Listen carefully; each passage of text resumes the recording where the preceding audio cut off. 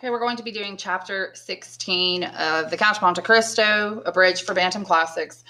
And I've got here with me Salvatore Nasto, my student, who comes from Italy, and he is going to be playing the part of the priest. Here we go. Chapter 16, vocabulary. Grotesque means a bad version of. It usually means gross. Perspiration is sweat. Dilapidated means junky. Gastric enteritis is some kind of infection or disease of the stomach, because the prefix gastro means stomach, itis means infection. So that's just a guess. Fast in this context means a chosen period of starvation. Hoarse means raspy, as in a voice.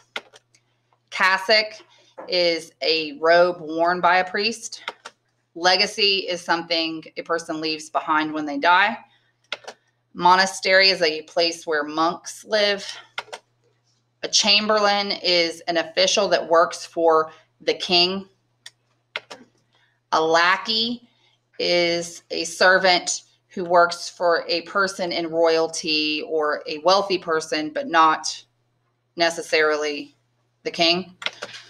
A coffer is a large chest filled with money. And a bridegroom is a groom. Things to know before we read. Bellegarde is the city I have highlighted in blue. And this is a section of France, and it's right above Marseille. Beaucaire is the section I have highlighted in yellow. Aigues-Mortes, and I'm probably saying that completely wrong, but that's okay. I have that highlighted in pink. The Pont De Guard is an old Roman bridge that was built. The Cross of the Legion of Honor is the highest French award a civilian or someone in the military can receive. Bonapartists supported Napoleon Bonaparte. Bourbons were the French royal line, including Louis the 15th, 16th, and 18th. Frailty, thy name is woman, is a line from Hamlet by William Shakespeare. And frailty means weakness. Ali Pasha, also called the Lion of Yanina or the Lion of Janina, was an Ottoman ruler and was very wealthy and had many wives and many children.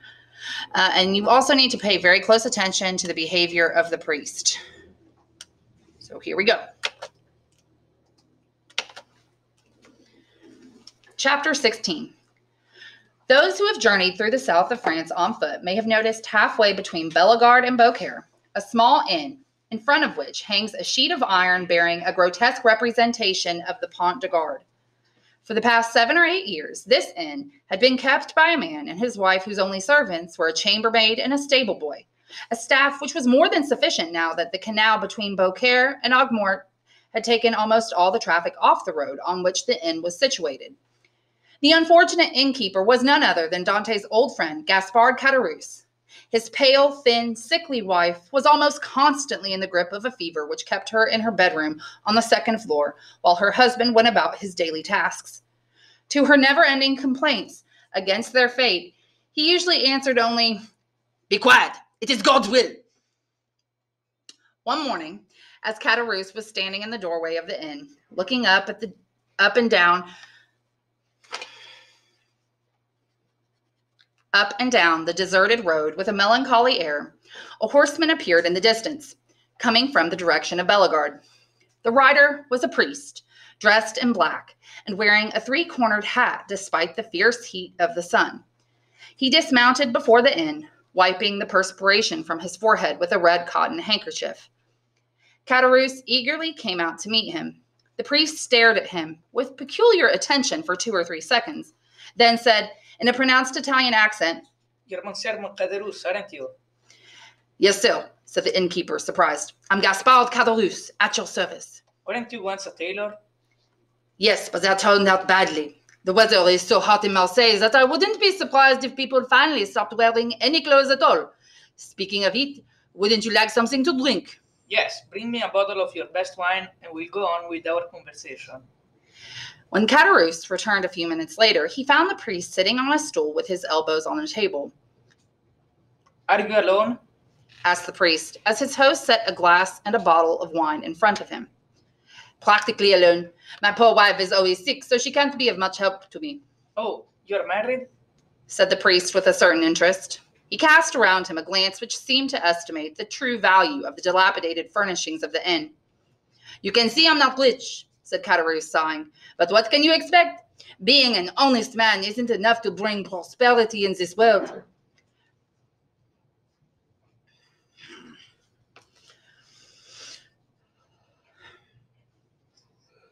Being an honest man isn't enough to bring prosperity in this world. The priest looked at him piercingly. Yes, an honest man, repeated Caderousse, returning the priest's steadfast gaze. That's one thing I can boast of, and not everyone nowadays can say the same thing. You're fortunate if your boast is true, said the priest. Because I'm firmly convinced that, sooner or later, the good are rewarded and the wicked are punished. Your profession requires you to say that, said Caderousse bitterly. But everyone is free not to believe what you say. You're wrong to speak that way, said the priest. For I myself may soon give you proof of what I say. What do you mean? asked Caderousse with surprise. First of all, I must make sure you're really the man I'm looking for. In 1814 or 1815, did you know a sailor named Dantes? Dantes? Yes, I knew him. Poor Edmond. In fact, he was one of my best friends. Do you know him? Is he alive? Is he free? Is he happy? He died in prison, wretched and hopeless. Caderousse turned pale. He turned away, and the priest saw him wipe a tear from his eye with the corner of the red handkerchief which he wore around his head. Poor boy, he murmured. There's another proof of what I was telling you, that God is good only to the wicked. All the world is going from bad to worse. You seem to have been quite fond of him, said the priest. Yes, I was very fond of him, said Caderousse, although I must admit I envied his happiness for a short while. But since then I can assure you that I've felt great pity for his misfortune. There was a silence during which the priest searchingly scrutinized the innkeeper's face. Did you know him? Went on Caderousse. I was called to his deathbed to give him the last consolation of religion, and there on his deathbed he swore to me by Jesus Christ that he didn't know the cause of his imprisonment. That's true. He couldn't know it, said Caderousse. No, he wasn't lying, poor boy. He therefore begged me to bring the light the cause of the misfortune which he himself never understood, continued the priest, and to clear away the stain from his memory. A rich Englishman who was in prison with him, but who was released at the Second Restoration, owned a diamond of great value. When he left prison, he gave it to Dantes, who had once taken care of him like a brother during a long illness he had suffered. Instead of using it to bribe his jailers, who might well have taken it and then betrayed him, Dantes always kept the diamond in case he should get out of prison, for it would have assured his fortune. It must have been a diamond of great value, as you say, said Caderousse, his eyes shining. Everything is relative, said the priest. It was of great value for Dantes. It has been appraised at 50,000 francs. 50,000 francs! Exclaimed Caderousse. Have it in my possession now. Dantes made me the executor of his will. I had 3 good friends and a fiancée, he told me, and I'm sure all 4 of them still miss me. One of my good friends was named Caderousse. Caderousse shuddered. Another was named Danglars, continued the priest without appearing to notice Caderousse's emotion. And the third was my rival, but he also loved me. His name was Fernand. As for my fiancée, her name is Mercedes. Go to Marseilles, sell this diamond, divide the money into 5 parts, and give it to the only people on earth who love me. Why did he say 5 parts? Asked Caderousse. You've mentioned only 4 persons. The 5th one is dead. He was Dante's father. I was told about it in Marseilles, went on the priest, making an effort to appear indifferent. But he died so long ago that I was unable to learn any of the details. Would you happen to know anything about it? No one knows better than I do, replied Caderousse. I live next door to him. Oh yes, he died less than a year after his son disappeared. Poor old man. How did he die? I think the doctors called his illness gastric enteritis. Those who knew him say he died of sorrow, but I almost saw him die, and I say he died of... Caderousse stopped short. Dead of what? Asked the priest anxiously. Of hunger. Of hunger? cried the priest, leaping from his stool. Why, even the lowest animals don't die of hunger. A dog wandering through the streets will always find someone to throw him a crust of bread. And you will tell me a man died of hunger in the midst of other men who call themselves Christians? Impossible. Oh, it's impossible. I've told you the truth, said Caderousse. And you're wrong to tell it, said a voice from the staircase. The two men turned around and saw the sickly face of Caderousse's wife, who had dragged herself to the head of the stairs to listen to their conversation. She was sitting on the top step with her head on her knees. It's no business of yours, said Caderousse. This gentleman asked me for some information, and it would be polite to refuse. No, but it's not prudent to tell him either. How do you know why he wants to make you talk, idiot? Your husband has nothing to fear, madame, said the priest. As long as he speaks frankly, I can assure you that no harm will come to you because of me. Caderousse's wife mumbled a few unintelligible words, let her head drop back to her knees, and continued to tremble with fever, leaving her husband free to resume his conversation, but placed it in such a way that not a word of it would escape her. But the poor old man must have been forsaken by everyone if he died such a death, said the priest.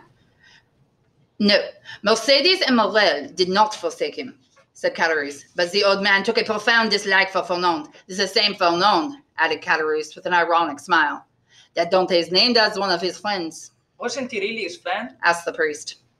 Gaspard, said the voice from the top of the stairs. Be careful what you say. Caderousse's only reply to the interruption was a gesture of impatience. Is it possible to be the friend of a man whose wife you covet? He said. Dantes had a heart of gold. He called all those people his friends, poor Edmond. I suppose it's better he never found out. It would have been too hard for him to forgive them as he was dying. And no matter what they say, I'm more afraid of the curse of a dead man than the hatred of a living one. Do you know how Fernand wronged Dantes? I certainly do. Then tell me about it. Gaspard, you can do as you like, said Madame Caderousse. But if you listen to me, you won't say anything. This time I think you're right, said Caderousse. You don't want to tell me anything about it? Asked the priest. What good would it do? If Edmond were alive and came to me to find out once and for all which people were his real friends and which were his enemies, I'd tell him. But he's dead and buried, according to what you've told me. So he can no longer hate anyone or take revenge on anyone. Let's leave all that in the past. Do you want me to give these people whom you consider false friends a gift intended to reward them for their faithfulness? No, you're right, said Caderousse. Besides, what would poor Edmond's gift mean to those people? A drop of water falling into the ocean? Yes, but don't forget that those people would crush you with their little finger if they wanted to, said his wife. Do you mean to say they've become rich and powerful? Asked the priest. Don't you know their story? No, tell it to me. Caderousse reflected for a moment. No, he said. It would take too long. You are free to remain silent if you wish, my friend, said the priest in a tone of utter indifference. And I respect your scruples. We'll say no more about it, and I will see the diamond. He took the diamond from his pocket and let it glitter before Caderousse's dazzled eyes. Come look at this, Caderousse called out hoarsely to his wife. A diamond, said Madame Caderousse, standing up and walking down the stairs. Where did it come from? Didn't you hear? It's a diamond that Dantes left to his father, his fiancée, and his 3 friends, Fernand, Danglars, and me. A man who betrays you is not your friend, muttered Madame Caderousse. Yes, that was what I was saying, said Caderousse. It would be almost a profanation, a sacrilege to give reward to treason, perhaps even a crime. It will be your own fault, said the priest calmly, putting the diamond back into the pocket of his cassock. Now tell me where I can find Dante's friends, so that I can carry out his last wish. Large beads of perspiration broke out on Caderousse's forehead. He saw the priest stand up, walk over to the door as if to look at his horse, and then turn back. Caderousse and his wife looked at each other with an indescribable expression. The whole diamond would be for us, said Caderousse. Do you really think so? A priest wouldn't lie to us. Do whatever you think is best, said his wife. I leave it to you. She climbed slowly up the stairs. At the last step, she turned around for a moment and said, Think it over carefully, Gaspard. I've already made up my mind, said Caderousse. What have you decided? Asked the priest. To tell you everything. I think that's the best thing to do. Not that I am anxious to hear about things you would prefer not to tell me, but it will be better if I can distribute Dante's legacy according to his true wishes. I hope so, said Caderousse, his cheeks flushed with hope and cupidity. I'm listening. First of all, began Caderousse, I must ask you to promise me something. What? I want you to promise me that if you make use of the information I'm about to give you, you will never tell anyone you heard it from me, because the people I'm going to talk about are rich and powerful, and they would destroy me as easily as breaking a glass. Don't worry, my friend. I'm a priest and never reveal confession made to me. Remember that our only purpose is to carry out the last wishes of our friend. So speak frankly and without hatred. I will probably never know the persons you are going to mention. Besides, I'm Italian, not French, and I will soon be going back to my monastery, which I left only to comply with the request of a dying man. Caderousse seemed reassured. In that case, he said, I'll tell you the real truth about the men Paul Edmond thought were such sincere and devoted friends. It's a sad story. You probably only know the beginning, don't you? Yes, Edmond told me everything that happened up to the time he was arrested at his own betrothal feast. Well, after Edmond was arrested, Monsieur Morel left to get some information on his arrest. The news he brought back was very sad. Edmond's father went home alone and spent the whole day in his room. He didn't sleep at all that night. I lived on the floor underneath, and I could hear him pacing up and down all night long. I didn't sleep either, for that matter. I was terribly upset by the old man's grief, and each step he took hurt my heart as much as if he were actually stepping on my chest. The next day, Mercedes came to Marseille to ask for Monsieur de Villefort's help, but she accomplished nothing. Then she visited the old man. When she saw how grief-stricken he was and found out that he hadn't slept or eaten since the day before, she wanted to take him with her and take care of him, but he refused. No, he said, I won't leave this house. My poor son loves me more than anything else in the world, and if he gets out of prison, this is the first place he'll come. What would he say if I weren't here to meet him? He began to isolate himself more and more every day. Monsieur Morel and Mercedes often came to see him, but his door was locked, and although I was sure he was at home, he wouldn't answer. On one of the rare days when he received Mercedes, he said to her, Believe me, my daughter, he's dead. And instead of our waiting for him, he's waiting for us. I'm lucky because I'm the oldest, and I'll be the first to see him again. However good you may be, you soon stop seeing people who make you sad. So after a while, the old man was completely alone. The only people I saw coming to him were strangers who would leave his room carrying some sort of package. I realized later what was in those packages. He was selling the little he owned in order to live. Finally, he sold everything he had. He owed 3 months' rent. The landlord threatened to put him out, then agreed to give him 1 more week.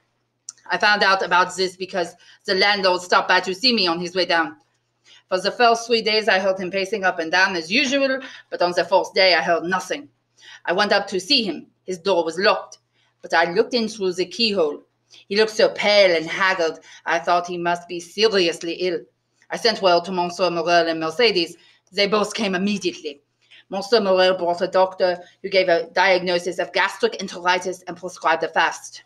I was there, and I'll never forget the old man's smile when he heard that prescription. From then on, he left his door unlocked. He had an excuse for not eating. The doctor had ordered him to fast.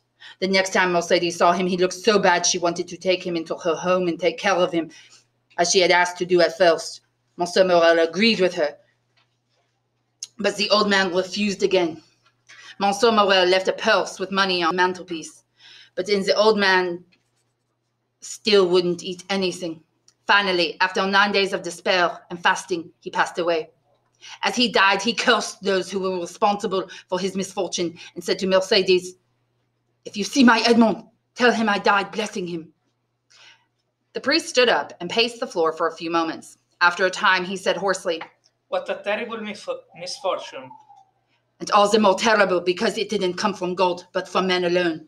Now, tell me about those men, said the priest. But remember, he added almost threateningly, you agreed to tell me everything. Who were those men who made the son die of despair and the father of hunger?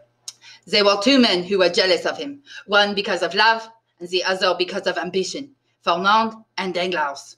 How did their jealousy manifest itself? They denounced him as a Bonapartist agent. But which of the two denounced him? Which one is really guilty? Both of them. One wrote the letter and the other mailed it. Where was the letter written? In the tavern the day before the betrothal feast.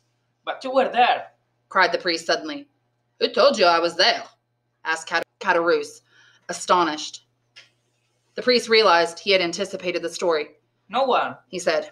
But you know the details so well that you must have been a witness. It is true, said Caderousse in a choked voice. I was there. And yet you didn't oppose their infamous deed, said the priest. That makes you their accomplice. They'd given me so much to drink I hardly knew what I was doing. I protested as much as I was able to do in that state, but they told me the whole thing was only a joke. But the next day you could see it wasn't a joke. You were there when he was arrested. Yes, and I wanted to tell what I knew, but Danglars persuaded me not to. If he should happen to be really guilty, he told me, anyone who upholds him will be taken for his accomplice. I was afraid of politics the way it was carried out in those days, so I kept quiet. It was cowardly of me, I admit, but it wasn't a crime. I see. You only let things take their course. Yes, replied Caderousse. I still regret it night and day. I've often asked God to forgive me for it. It's the only thing I ever did in my whole life that I could seriously reproach myself for. And I'm sure it was the cause of all my bad luck. I'm still expiating a moment of selfishness. Whenever my wife complains, I always tell her, be quiet, it is God's will. He bowed his head with every appearance of sincere repentance. You have spoken very frankly, said the priest. A man who can accuse himself like that deserves to be forgiven. Unfortunately, said Caderousse, Edmond is dead, and he never forgave me. He didn't know. Well, perhaps he knows now, said Caderousse. They say the dead know everything. There was a silence. The priest stood up and walked thoughtfully back and forth for a time. Then he came back and sat down again. You mentioned a certain Monsieur Morel several times, he said. Who was he? He was the owner of the Pharaon. What part did he play in this sad story? The part of an honest, courageous, and loyal man. He interceded for Dantes at least 20 times. When the emperor returned, he wrote, begged, and threatened so strongly that after the Second Restoration, he was persecuted as a Bonapartist. He often came to see Dante's father, I've already told you, and offered to take him to his home. The day before the old man died, as I've also told you, he left a purse on the mantelpiece. The money it contained for his funeral and paid off his debts, so that the poor old man at least died as he had lived, without doing wrong to anyone. I still have the purse. Is Monsieur Morel still alive? Yes. Then he must be a man blessed by God. He must be rich and happy. Caderousse smiled bitterly and said, yes, he's happy, as I am. Monsieur Morel is unhappy? He's on the brink of poverty, and worse still, of dishonor. After 25 years of hard work, after having acquired the most honorable place in the business world of Monte, Monsieur Morel is completely ruined. He's lost 5 ships in 2 years, and 3 other firms have gone bankrupt on him. His only hope now is the same Pharaon that poor Dante sailed on. She's on her way from India with a cargo of cochineal and indigo. If she goes down like the others, he's lost. Does the unfortunate man have a wife and children? Yes, he has a wife who's born up under everything like a saint. He has a daughter who's about to marry a man she loves, but now his family won't let him marry the daughter of a ruined man. Finally, he has a son who is a lieutenant in the army, but that only doubles the poor man's sorrow. If he were alone, he'd blow his brains out, and that would be the end of it. It's terrible, exclaimed the priest. And what became of Danglars? He was the guiltiest, wasn't he? The instigator. He left Marseille and went to work for a Spanish banker. During the war with Spain, he contracted to furnish some of the French army supplies and made a fortune. He speculated with his money and quadrupled it. After the death of his first wife, who was the daughter of the banker he worked for, he married a widow, Madame de Nargon, whose father is a chamberlain and in high favor at court. He'd already made himself a millionaire, and now made a baron. Today, he's Baron Danglars. He has a mansion in the Rue de Mont Blanc, 10 horses in his stable, 6 lackeys in his antechamber, and I don't know how many millions in his coffers. And what about Fernand? Asked the priest. How could a poor Catalan fisherman without education resources make a fortune? I confess, I don't understand it. No one understands it either. There must be some strange secret in his life that no one knows about. But by what visible steps did he reach his wealth and position? Well, Fernand was drafted into the army a few days before the Second Restoration. He was put into a regiment that was about to leave for the frontier. He took part in the Battle of Ligny. The night of the battle, he was on sentry duty outside the door of a general who was in secret contact with the enemy. That same night, the general went over to the English. He proposed to Fernand that he go with him. Fernand deserted his post and followed him. This would have meant a court-martial for Fernand if Napoleon had stayed in power, but it was a recommendation to the Bourbons when they took over the throne. He was made a lieutenant when he came back to France, and he was a captain by the time the war with Spain began, which was when Danglars was making his first speculations. Since Fernand was a Spaniard, he was sent to Madrid to sound out the feelings of his compatriots. There he met Danglars, became very friendly with him, promised him his general support from the royalists in the capital and in the provinces, guided his regiment along routes known to him alone and guarded by royalists, and in general rendered such services during that short campaign that he was finally promoted to colonel, received the cross of an officer of the Legion of Honor, and was made a count. Fate. Yes, but that's not all.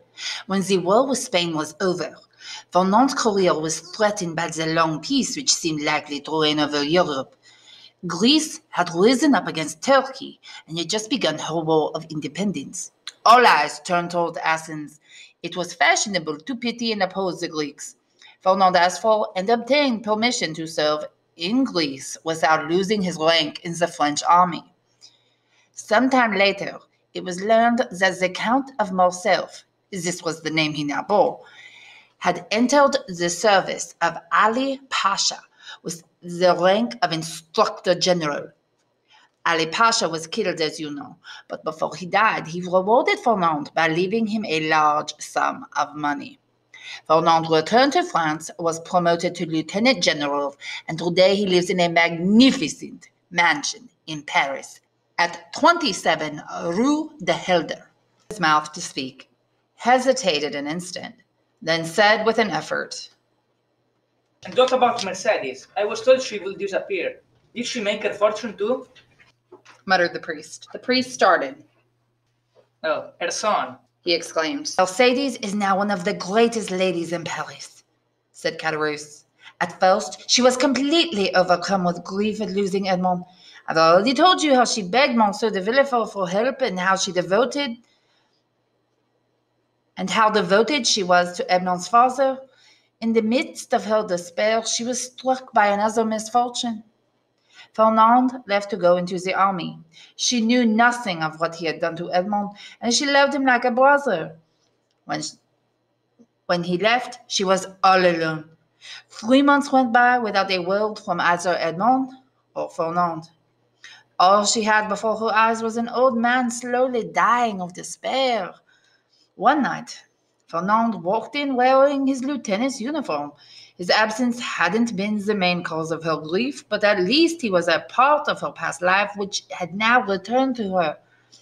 She received him with a joy which he mistook for love, but which was actually only happiness at no longer being alone in the world.